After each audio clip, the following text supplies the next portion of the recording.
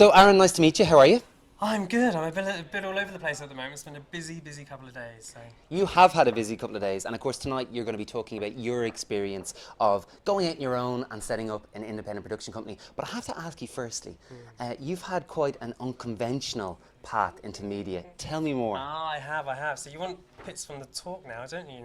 Well, I do. You were a policeman, weren't you? I was a police officer for 3.5 years in Harlow and Essex. So then I made that big switch, as people do, from police to media. Obviously, at the age of 18, I did join the police. So I did that because I didn't know what I wanted to do at university. Not only what I wanted to do there, but when I left, I had no idea. I didn't know what course I was going to do to get me to where I wanted to go. For me, I just couldn't see a clear path. So for me, that idea was out. And then I started thinking, as a police officer, as you're sitting there in your car, probably thinking of completely other things, rushing to a job, I've always had an interest in media, but how can I do it? How can I do it my own way? So Becky, you're here tonight for Aaron from Carve Productions chat on setting up and going out on your own in media. What are you expecting? What are your hopes from this chat? Just to sort of learn how there are different ways to get involved in the media, because obviously he's taken this sort of individual route, and just to learn sort of how he did that and how I might be able to sort of follow in that same sort of footsteps. So can I take from that you harbour ambitions to go out on your own and set up your own media company at some stage? Yeah, definitely. I mean, it's a pretty cool thing to do, to be able to work for yourself, and especially in the media. I mean, it's so hard to get into as it is, that maybe that would be a good route to go down. So as a police officer, I used to work 6 days on and 4 days off. During those 4 days, I would hound myself to London and I would look at auditions that were going on, help in any production company, online, TV, broadcast, anything, just for me to go there and experience and learn. And it has to be said that Carve Productions isn't actually your first venture into a solo business. You set up a financial company beforehand. I did. Media is quite an expensive company to get into, and you've got to look at the equipment around you, and I thought, I don't think I could do that even with my police salary. So I actually started a finance company as well, which was my original plan before going into the police. So it was a natural path. I didn't just wake up one day and think finance will be it. What was really kind of key for me when leaving was thinking, I'm going to have to go back to something I know to at least fund what I was doing, which wasn't easy. I actually went into a commission-only role within finance, which is incredibly difficult, and that's where kind of surviving and striving comes into it. There was many times I thought to myself, I could be back in the police right now, having a secure job for life. But it was those times when you have those thoughts, to actually return them back to your goals and thinking, what is it that you want? What is it that you're striving for? And just survive through that path until you get it. A lot of people do fall at the last hurdle, which I think is such a shame. The only problem is you don't know when that last hurdle is.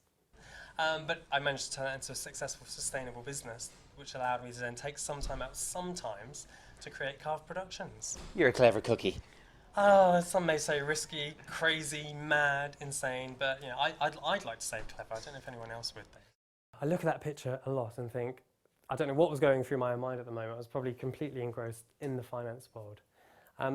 But it was kind of my day job and evening job for a long time. I started working for an online video company who was doing a lot of different diverse videos, and I just wanted to go and help. I just wanted to go along and help in any area. Very, very quickly got frustrated with how they were doing things, what they were trying to create. I thought they were all over the place. I thought to myself, I could do this so much better. When I was going for auditions, I quickly found out there was a lot more people with a lot more talent that looked better than me in front of the camera. So I very, very quickly thought, behind the camera, I could probably work with the skills that I've learned within the police, which was a huge J-curve for me. But at the same time, bring those skills into the finance world, which I did, again, being quite ruthless, and again, develop them and involving them again into what it was I wanted to do. That's when I met my business partner, Daryl, who I'm going to get to stand up because he's going to hate it. This is Daryl. Daryl, if you could stand up for us. He's always got a camera in his hand, that's the way. Turn around, let everyone see your face. I want to talk to you afterwards. This is Daryl. Hey. There we go. Do you know what? Daryl does need a huge round of applause, because without him, you can sit down, that's fine. Without him, I would not have the production company I have today. Which brings me on to my next point about teamwork. as great as I probably thought I was, and I had a lot of skills to bring with it, I knew I couldn't do it alone. How big an opportunity is something like this at Channel 4 for you? Well, it is.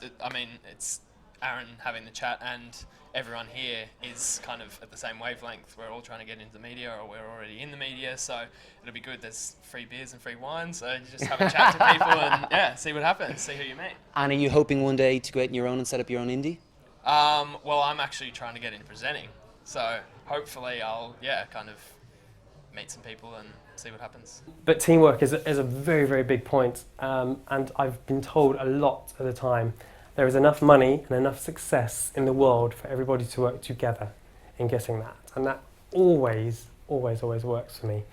As much as I want to say I did it all myself and it was a valiant story by me, it wasn't. I was failing a lot, and it wasn't until I was meeting the right people with the right attitudes and the same goals as me that I realised, okay, we can work together and we can make this work. Do you think everyone can be an entrepreneur? Has everyone got it in them? Everybody's got it in them. Everybody can create the skills and learn the skills of what they want. I certainly weren't born with them. I've developed them myself in knowing what I want and what goals I want. So, absolutely. I think if you have that passion and kind of that goal of where you want to go, you're going to hopefully be thinking of ideas of who you should be and what you want to do. So we very quickly came up with an idea for a name, very original, half of my name, surname, half of Daryl's, which allowed us to do it quickly, which means we weren't going to get in trouble for using anybody's names. It meant something to us.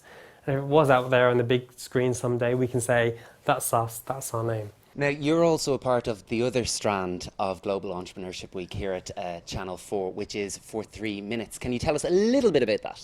I can.